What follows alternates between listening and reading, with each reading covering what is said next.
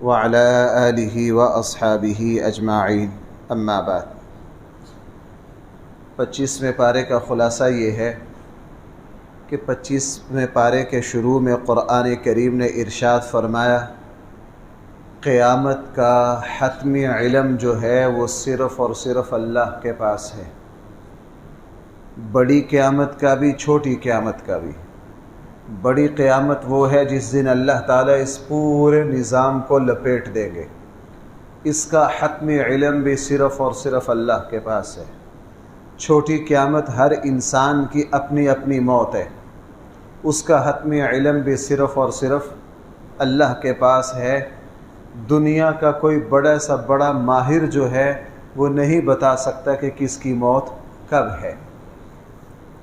قرآن کریم نے 25ویں پارے میں ایک یہ بات ارشاد فرمائی ہے کہ ہم جب انسان مشکل میں پھنستا ہے، اس پر آزمائش آتی ہے، مصیبت آتی ہے، تو یہ دن رات ہمیں پکارتا ہے، اور جب ہم اس کی آزمائش کو دور کر دیتے ہیں، اس کے لیے آسانی پیدا کر دیتے ہیں، تو پھر یہ ہمیں اتنا بھولتا ہے کہ یہ شرک تک چلا جاتا ہے، اور مصیبت کے بعد جو اس کو آسانی ملتی ہے پھر یہ کہنے لگ جاتا ہے کہ یہ آسانی تو مجھے فلاں نے دی ہے، یہ آسانی تو میری فلاں محنت کا نتیجہ ہے۔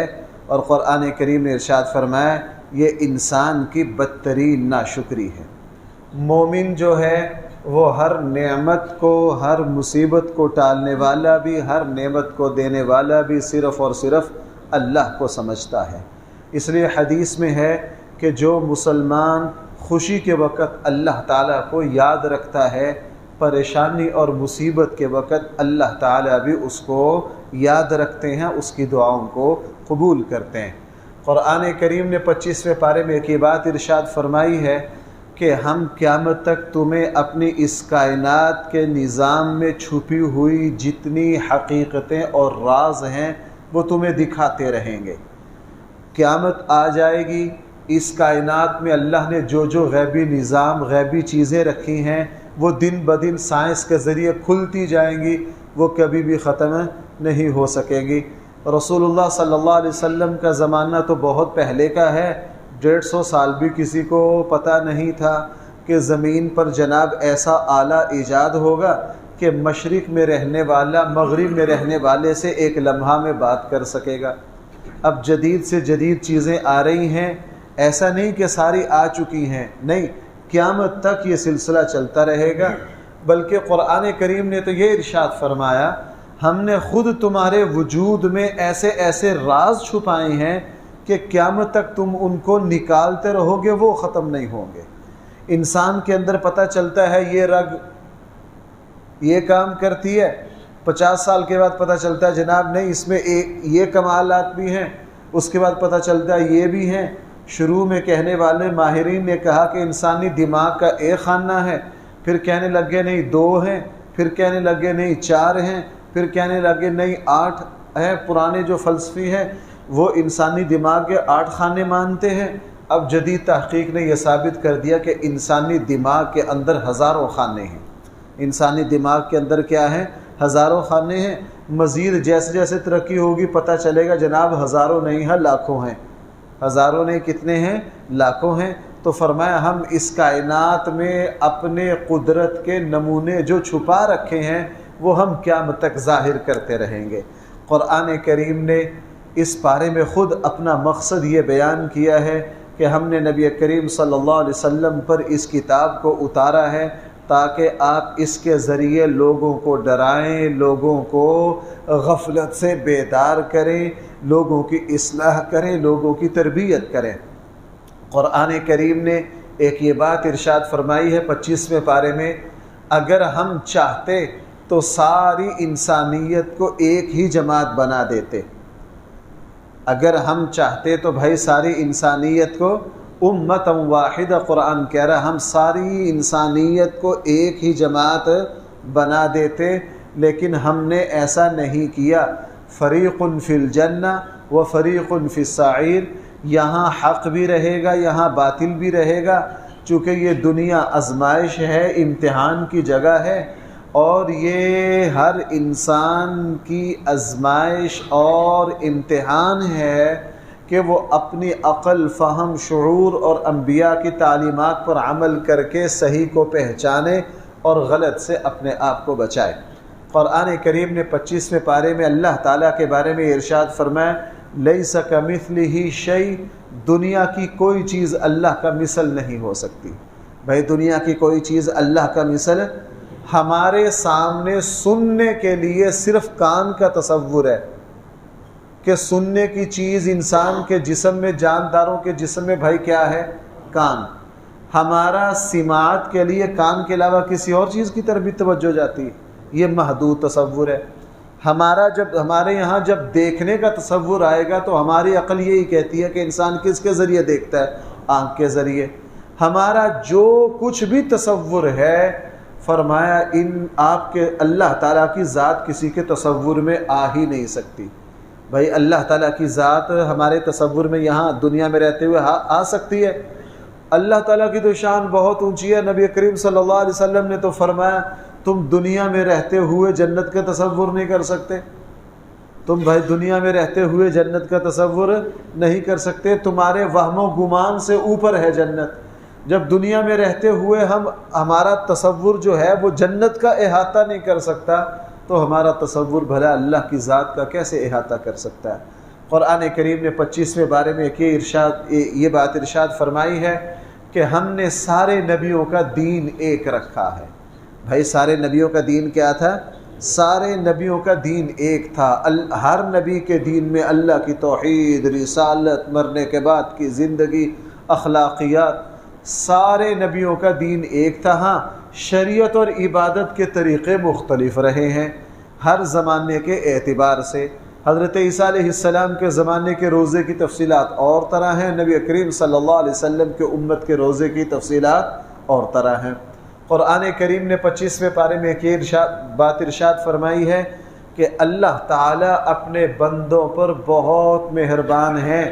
اس طرح نہیں جس طرح دنیا کے حکمران اپنی عوام سے صرف اتنا ہی تعلق رکھتے ہیں کہ یہ میری عوام ہیں، میں ان کا حاکم ہوں، میں ان پر غالب ہوں، ان پر میرا ہی آرڈر چلے گا۔ اور ہمارے یہاں تو حکومتیں اور سربراہان مملکت اتنا بھی تصور نہیں رکھتے۔ فرمایا تم اللہ تعالیٰ کے تصور کو بادشاہوں کے تصور کی طرح نہ سمجھنا، بلکہ اللہ لطیف بعبادہ، اللہ تعالیٰ تو اپنے بندوں پر حد درجہ مہربان ہے۔ بھائی ہمارے یہاں وہ جملہ بولا جاتا ہے کہ اللہ تعالیٰ 70 ماؤں سے زیادہ، اللہ تعالیٰ باپ سے زیادہ شفیق و مہربان ہے۔ ہم پر کوئی قریب سے قریب رشتہ اتنا مہربان نہیں ہے ہم پر جتنے مہربان اللہ تعالیٰ ہے۔ اس لیے اس بارے میں فرمایا اللہ لطیف بعبادہ، اللہ تعالیٰ اپنے بندوں پر بہت مہربان ہے۔ قرآن کریم نے 25ویں پارے میں توبہ کی قبولیت کی شرطیں بیان کی ہیں کہ اگر تم اللہ تعالیٰ سے توبہ کرو گے، یقبل توبۃ عن عبادہ، اللہ تعالیٰ اپنے بندوں کی توبہ کو قبول کر لیں گے جس توبہ میں 3 شرطیں پائی جائیں۔ بھائی جس توبہ میں کتنی شرطیں پائی جائیں؟ جس توبہ میں یا جو مسلمان ان 3 شرطوں کے ساتھ توبہ کرے گا، سوال ہی پیدا نہیں ہوتا اللہ تعالیٰ اس کی توبہ کو قبول نہ فرمائے۔ نمبر 1، جو مسلمان غلطی پر شرمندہ ہو اور اس گناہ سے فوراً الگ ہو جائے، پیچھے جو ہو چکا اس پر شرمندہ ہو، آئندہ نہ کرنے کا پکا عزم ہو۔ یہ 3 باتیں ہیں۔ پیچھے جو ہو چکا بھائی اس پر کیا ہو؟ شرمندہ ہو، اور آئندہ اس گناہ کو نہ کرنے کا پکا عزم ہو، فی الحال اس گناہ سے الگ ہو جائے، فی الحال اس گناہ سے کیا ہو جائے؟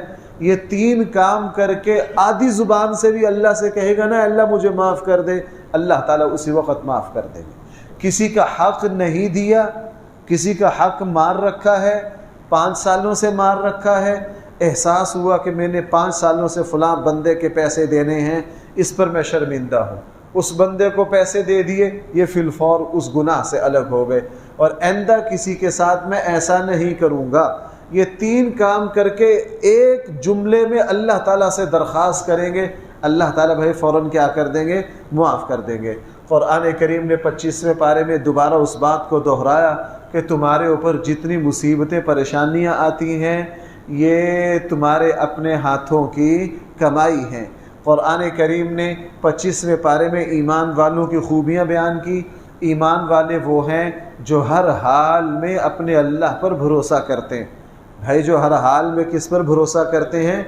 ہر مشکل میں ان کا اعتماد، ان کی نظر صرف اور صرف اللہ کی طرف اٹھتی ہے۔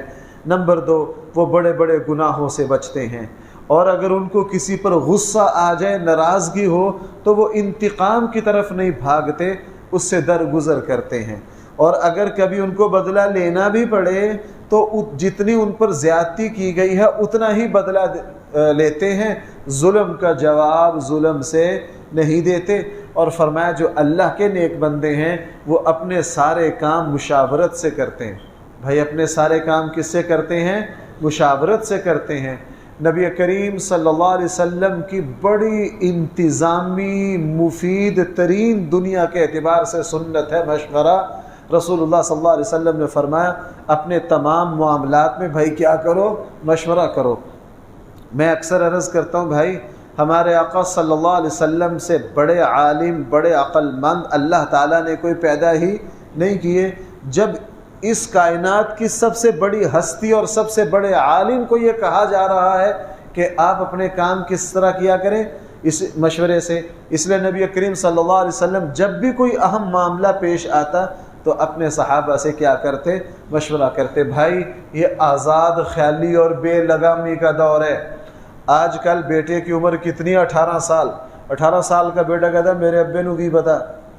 18 سال کا بیٹا کیا کہتا ہے؟ میرے ابے کو کیا پتا۔ وہ 18 سال کا جو بچہ ہے وہ ابے کا ابا بننے کے لیے تیار ہوگا، میرا ابا پاگل ہے، اس کو کیا پتا۔ اس وقت ہر نوجوان یہ کہتا ہے کہ ان کو کیا پتا جو مجھے پتا ہے۔ ہر کوئی یہ کہہ رہا ہے جو مجھے پتا ہے وہ کسی کو پتا ہی نہیں ہے۔ یہاں نبیوں کے امام کو کہا جا رہا کہ آپ کیا کریں؟ اپنے صحابہ سے مشورہ کریں۔ رسول اللہ صلی اللہ علیہ وسلم نے فرمایا جو مسلمان اپنے معاملات میں مشورہ کرتا ہے اللہ اس کو ذلیل و رسوا اور ناکام نہیں کرتے۔ اللہ تعالیٰ اس کو ذلیل و رسوا اور ناکام نہیں کرتے۔ حدیث میں بعض جگہ یہ ہے کہ اللہ تعالیٰ نے فرشتوں سے مشورہ کیا۔ بھائی پہلے پارے میں ہے جب اللہ تعالیٰ نے حضرت آدم کو پیدا کیا فرشتوں سے کیا کیا؟ اللہ کو مشورہ کی ضرورت ہے؟ سوال ہی پیدا نہیں ہوتا۔ علماء نے فرمایا اللہ تعالیٰ نے کیوں مشورہ کیا؟ اللہ تعالیٰ نے اپنے بندوں کو سمجھانے کے لیے کیا کہ اپنے آپ کو عقل کل نہ سمجھنا، اپنے آپ کو اپنے عقل کل نہ سمجھنا، اپنے معاملات میں مشورہ کر لینا۔ قرآن کریم نے یہاں ایک یہ بات ارشاد فرمائی ہے کہ تمہیں اولاد صرف اور صرف اللہ دیتے ہیں، بیٹیاں بھی اللہ دیتے ہیں، بیٹے بھی اللہ دیتے ہیں، اگر کسی کو نہ دینا چاہیں وہ بھی اس کی مرضی ہے، یہ اختیار کس کا ہے؟ لہٰذا وہ بدبخت اور خبیث اور ملعون ہے۔ میرا بس چلے نا تو ایسے بندے کو کفر کا فتویٰ بھی لگا دیا جائے جو اپنی بیوی کو اس وجہ سے طلاق دے، یا اپنی بیوی کو توبہ نعوذ باللہ اس وجہ سے قتل کرے، یا اپنی بیوی کو صرف اس وجہ سے مطعون اور لعنت بھیجے اپنی بیوی پر کہ اس سے اس کی بیٹیاں ہی ہیں، بیٹا نہیں ہے۔ جس طرح باپ کا کوئی عمل دخل نہیں ہے اولاد میں، اس طرح ماں کا بھی کوئی عمل دخل نہیں ہے۔ اولاد صرف اور صرف کس کا فیصلہ ہے؟ اللہ کا فیصلہ ہے۔ اللہ جل جلالہ جس کو چاہے بیٹا دے، جس کو چاہے بیٹیاں دے۔ ہمارے آقا صلی اللہ علیہ وسلم کو اللہ تعالیٰ نے بیٹے دے کر بچپن میں ہی لے لیے، رسول اللہ صلی اللہ علیہ وسلم کی بیٹیاں بڑی ہوئیں۔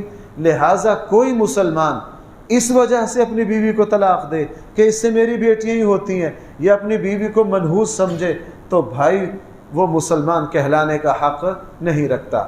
قرآن کریم نے 25ویں پارے میں اپنی بہت سی نعمتوں کا ذکر کیا۔ ہم نے تمہارے لیے ہوائیں چلائی، آسمان کو پیدا کیا، زمین کو پیدا کیا۔ نعمتوں کا تذکرہ کرتے کرتے فرمایا ہم نے تمہیں سواری دی۔ ہم نے تمہیں کیا دی؟ سواری دی۔ اللہ تعالیٰ نے سواری کا نظام، سواری بہت بڑی نعمت انسان کو دی ہے۔ اگر انسان کے پاس جانوروں کی طرح سواری نہ ہو تو انسان کی زندگی مشقت میں آ جائے، انسان کی زندگی کس میں آ جائے۔ اس لیے رسول اللہ صلی اللہ علیہ وسلم جب سواری پر سوار ہوتے، احادیث میں حضور کی مختلف سنتیں ہیں، سوار ہوتے ہوئے بسم اللہ پڑھتے، سبحان اللہ کہتے، الحمدللہ پڑھتے، اللہ اکبر کہتے، اللہ کی تعریف پڑھتے، اللہ کی تعریف کرتے، اور 25ویں پارے کی وہ جو آیت ہے سبحان الذی سخر لنا ھذا وما كنا له مقرنین وانا الی ربنا لمنقلبون، اس کو پڑھتے، چونکہ سواری اللہ تعالیٰ کی عظیم الشان نعمتوں میں سے ایک نعمت ہے۔ قرآن کہہ رہا ہے ہم نے تمہارے لیے سواریاں پیدا کی ہیں تمہاری سہولت کے لیے، تمہاری خدمت کے لیے، تمہاری خوبصورتی کے لیے، لہٰذا سواری پر بیٹھ کر اکڑا نہ کرو۔ اس لیے ہمارے آقا صلی اللہ علیہ وسلم پورا اس زمانے کے اعتبار سے جب بھی گھوڑے پر سوار ہوتے، اونٹ پر سوار ہوتے، تو اللہ کے نبی اللہ تعالیٰ کی تعریف کرتے۔ قرآن کریم نے کافروں کے ایک اعتراض کا ذکر کیا، بڑا تکلیف دہ، پتہ نہیں اللہ کے نبی کو اس طرح کے اعتراضوں سے کتنی تکلیف ہوتی ہوگی۔ ہم آج جب 1400 سال کے بعد قرآن کے ان آیات کو پڑھتے ہیں تو تکلیف محسوس کرتے ہیں۔ 25ویں پارے میں کافروں کا ایک اعتراض ہے کہ اگر اللہ تعالیٰ نے مکہ میں یا طائف میں کسی کو نبوت دینی ہوتی تو نعوذ باللہ، تو نعوذ باللہ، کیا اللہ تعالیٰ کو یہ یتیم ہی ملے تھے نبوت دینے کے لیے؟ یہاں بڑے بڑے سردار موجود ہیں۔ انزل هذا القرآن على رجل من القريتين عظیم، یہ دو عظیم شہروں میں سے اگر اللہ جل جلالہ کسی کو نبوت دیتے تو فلاں سردار تھا، فلاں تھا، فلاں تھا، فلاں تھا، اللہ تعالیٰ ان سرداروں کو نبوت دیتے۔ اللہ تعالیٰ کیا بھائی توجہ کرنا، اللہ تعالیٰ نبوت کن کو دیتے؟ قرآن کریم نے ارشاد فرمایا بدبختو، نبوت تو بہت اونچی چیز ہے، رزق کی تقسیم اس سے بہت چھوٹی چیز ہے۔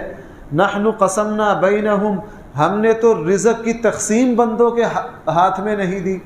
بھائی رزق کی تقسیم کس کے ہاتھ میں؟ عزت اور ذلت کس کے ہاتھ میں؟ عزت کا درجہ چھوٹا ہے، نبوت کا درجہ بڑا ہے۔ رزق کا درجہ چھوٹا ہے، نبوت کا درجہ۔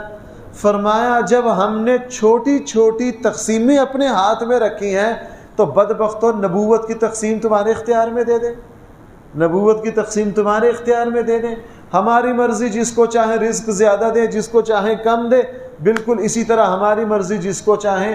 بھائی ہمارے آقا صلی اللہ علیہ وسلم کو سارے نبیوں پر فضیلت دی، یہ کس کا انتخاب ہے؟ اللہ کا انتخاب ہے، اللہ کا انتخاب ہے، کسی کو اس پر اعتراض کا حق حاصل نہیں ہے۔ اور بھائی 25ویں پارے میں قرآن کریم نے ایک یہ بات ارشاد فرمائی ہے، اگر ہمیں اپنے بندوں کے گمراہ ہونے کا خطرہ نہ ہوتا تو ہم کافروں کو اتنا سونا چاندی دیتے کہ ان کے گھر بھی سونے چاندی کے ہوتے، ان کے گھر بھی کس کے ہوتے؟ سونے چاندی کے ہوتے۔ ہم اپنے دشمنوں کو، کافروں کو اتنا زیادہ مال و دولت نہیں دیتے تاکہ کبھی ہمارے بندے گمراہ نہ ہو جائیں۔ کیوں؟ اس لیے یہ دنیا کی ساری نعمتیں ہم نے کافروں کے لیے بنائی ہیں، مومن تو یہاں پابندی کی زندگی گزارے گا۔ دیکھو بھائیو، یہاں جتنے نوجوان طالب علم بیٹھے ہیں جو کالج پڑھتے ہیں، یونیورسٹی پڑھتے ہیں، ان کا ایک عرصہ 4 سال 5 سال 6 سال جو کالج یونیورسٹی کا ہے وہ پابندیوں کا ہے۔ وہ کس کا ہے؟ پابندیوں کا ہے۔ وہاں اپنے ادارے کی جو پالیسی ہے بھائی اس کو مد نظر رکھنا ہے۔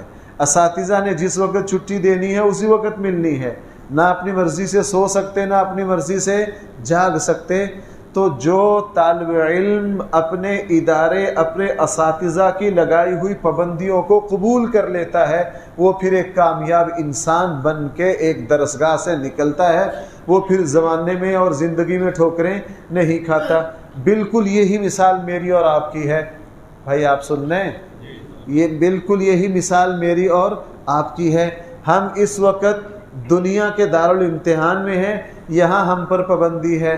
وہی ٹھنڈا پانی جو اب گھنٹہ پہلے ہم مزے سے غٹ غٹ پی سکتے تھے اب اس کو اپنے ہونٹوں کو لگا نہیں سکتے۔ وہی اپنا حلال کا، اپنی کمائی کا کھانا جو ہم گھنٹہ پہلے مزے سے کھا سکتے تھے اب کھا نہیں سکتے ہیں۔ کیوں؟ ہم پابند ہیں کس کے؟ اللہ اور اس کے رسول کے۔ جس طرح طالب علم اپنے اساتذہ اور ادارے کی پابندیوں کو قبول کر لے تو کامیاب ہو جاتا ہے، بالکل یہی معاملہ میرا اور آپ کا ہے، ہم حلال اور حرام کی پابندی کریں گے تو انشاءاللہ آنکھ بند ہوتے ہی، یا یوں کہہ لیجئے آنکھ کھلتے ہی، یا یوں کہہ لیجئے آنکھ کھلتے ہی انشاءاللہ کامیابیاں ایک مسلمان کا استقبال کریں گی، جیسے میں نے کل کے درس میں عرض کیا تھا۔ قرآن کریم نے ایک یہ بات ارشاد فرمائی ہے 25ویں پارے میں، کل قیامت والے دن ساری دوستیاں، سارے تعلقات تمہارے لیے مصیبت کا باعث بنیں گے، تمہیں کل قیامت والے دن وہی تعلقات فائدہ دیں گے جو نیکی اور تقوی کی بنیاد پر ہوں، جو کس کے لیے ہوں؟ نیکی۔ اور اگر ہمیں کسی سے محبت ہے ایمان کی وجہ سے، اچھے اخلاق کی وجہ سے، دینداری کی وجہ سے، ہماری آپس کی محبتیں نیکی کی بنیاد پر ہیں، فرمایا کل قیامت والے دن یہ تمہارے کام آئیں گی۔ قرآن کریم نے 25ویں پارے میں قیامت کی نشانیوں میں سے ایک بڑی نشانی کا ذکر کیا کہ جب قیامت آئے گی زمین پر ایک دھواں پھیلے گا۔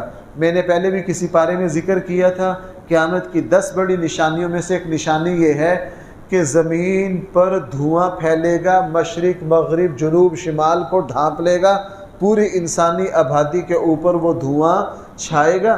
وہ قیامت کی 10 بڑی نشانیوں میں سے ایک نشانی ہے۔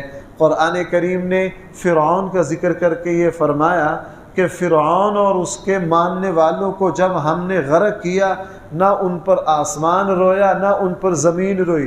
فرعون یہ کہتا تھا یہ زمین و آسمان، یہ مصر کی زمین، یہ نہریں میری ملکیت ہیں، لیکن جب ہم نے اس کو اسی پانی میں ڈبو کے مار دیا تو نہ اس پر زمین روئی نہ اس پر آسمان رویا۔ علامہ ابن کثیر نے اس آیت کے تحت لکھا ہے، اس سے پتہ یہ چلا کہ جب کوئی مسلمان دنیا سے جاتا ہے تو اس پر زمین و آسمان روتے ہیں۔ احادیث میں پتہ چلتا ہے، میں نے پچھلے کسی درس میں عرض کیا تھا، مؤذن جب اذان دیتا ہے جہاں تک اس کی آواز جاتی ہے وہ ساری جگہ کل قیامت والے دن اس کے بارے میں بھائی کیا کرے گی؟ سفارش کرے گی۔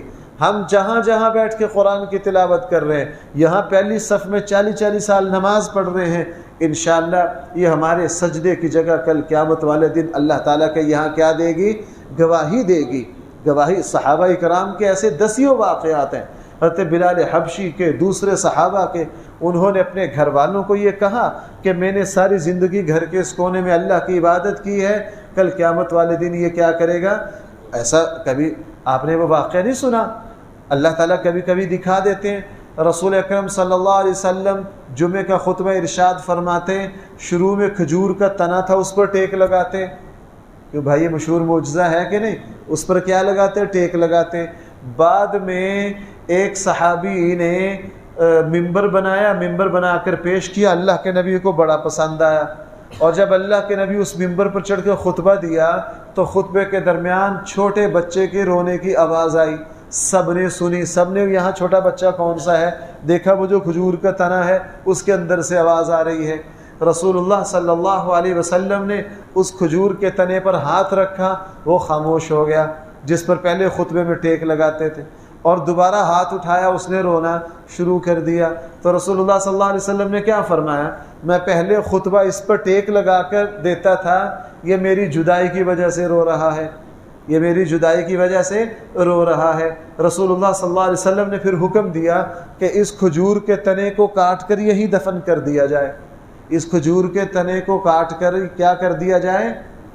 تو بھائی آج بھی جو ریاض الجنہ ہے اس کے ستونوں میں سے ایک ستون کون سا ہے؟ استوانہ ہے کہ نہیں؟ وہ استوانہ کس لیے؟ اب بھی اوپر لکھا ہوا ہے، اب بھی لکھا ہوا ہے کہ یہ وہ ستون ہے، یہاں اللہ کے نبی کے اس کھجور کے تنے کو کاٹ کے دفن کیا گیا تھا جو حضور کی جدائی پر رویا ہے۔ یہ ہر مومن کے ساتھ ہوگا، کبھی کبھار اللہ جل جلالہ اس کو ظاہر بھی کر دیتے ہیں۔ قرآن کریم نے پھر یہاں کچھ جنت کا بھی ذکر کیا اور بھائی ساتھ ساتھ جہنم کا بھی ذکر کیا ہے، اور آخر میں فرمایا ہے کہ جو ایمان والے ہیں وہ اللہ تعالیٰ سے جنت کا سوال کرتے ہیں۔ اس لیے رسول اللہ صلی اللہ علیہ وسلم کی رمضان کی دعاؤں میں سے ایک دعا یہ بھی ہے، اے اللہ میں آپ سے جنت کا سوال کرتا ہوں اور آپ سے جہنم کی پناہ مانگتا ہوں۔ رمضان کے بھائی بالکل آخری ایام ہیں، ہم میں سے ہر کوئی جہنم کے عذاب سے پناہ مانگے، قبر کے عذاب سے پناہ مانگے اور محشر کے عذاب سے پناہ مانگے، اللہ تعالیٰ سے جنت کا اور جنت کی نعمتوں کا اور مغفرت کا سوال کرے۔ اللہ تعالیٰ ہم سب کو صحیح فہم عطا فرمائے۔ الحمدللہ رب العالمین والصلاة والسلام على سید الانبیاء والمرسلین وعلى آلہ واصحابہ اجمعین۔ ربنا آتنا في الدنيا حسنة وفي الآخرة حسنة وقنا عذاب النار. لا إله إلا الله، نستغفر الله، نسألك الجنة ونعوذ بك من النار. صلى الله تعالى